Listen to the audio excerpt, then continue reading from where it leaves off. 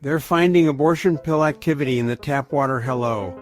I am Dr. K. Paul Stoller. I've been trying to figure out for years why so many premenopausal women are walking around with low or barely their progesterone.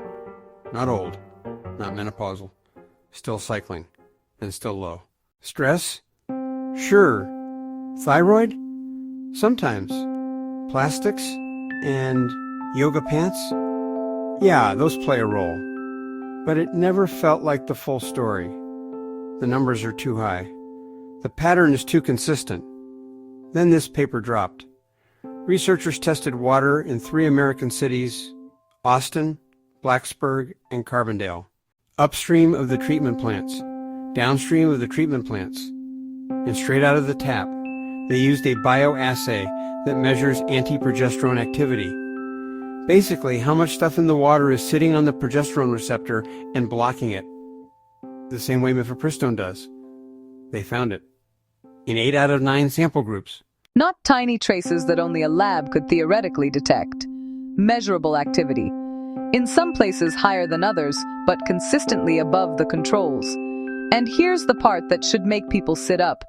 The treatment plants weren't reliably removing it. Downstream levels were often the same or higher than upstream. Conventional water treatment is not handling this.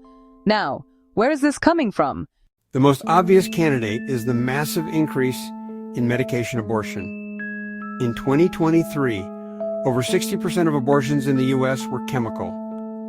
The first drug is mifepristone, a strong progesterone blocker. Most of that dose leaves the body in feces. It goes into the wastewater system. There are other possible sources, but the volume from medication abortion is hard to ignore. Here's why this matters clinically. Progesterone doesn't just keep a pregnancy going. It calms the nervous system, supports thyroid conversion, stabilizes the lining, helps with sleep, inflammation, and bone. When something is occupying the receptor, even at low levels day after day, the body has to work harder to get the same effect. You can end up with the exact picture a lot of us are seeing: short luteal phases, spotting, anxiety that doesn't match the labs, fertility struggles, and women who need higher doses of progesterone just to feel normal. Is this the only cause? No. Is it a factor we've been completely ignoring? Looks like it. The paper is not perfect. Small sample size. Bioassay instead of full mass spec confirmation of every metabolite. 3 cities. I get it. But when the signal shows up this clearly, the correct response is not "nothing to see here." The correct response is replicate this immediately with better methods and more locations. Instead, most of the conversation so far has been political noise. One side wants to use it as a weapon. The other side wants to pretend the data doesn't exist. Neither is science. We've known for a long time that synthetic hormones from birth control end up in water. We've known treatment plants weren't designed to strip steroids efficiently. Now we have a strong anti-progesterone signal showing up in the same system. And somehow this is not front-page news.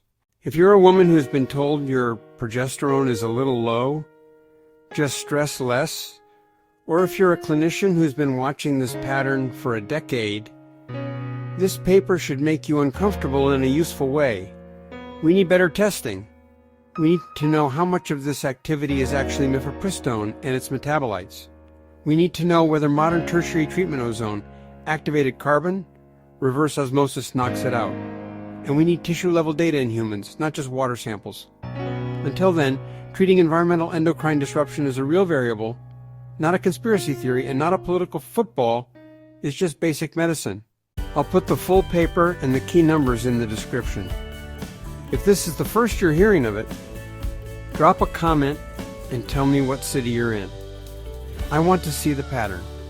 Like and share this if you think more people should actually look at the data instead of the talking points.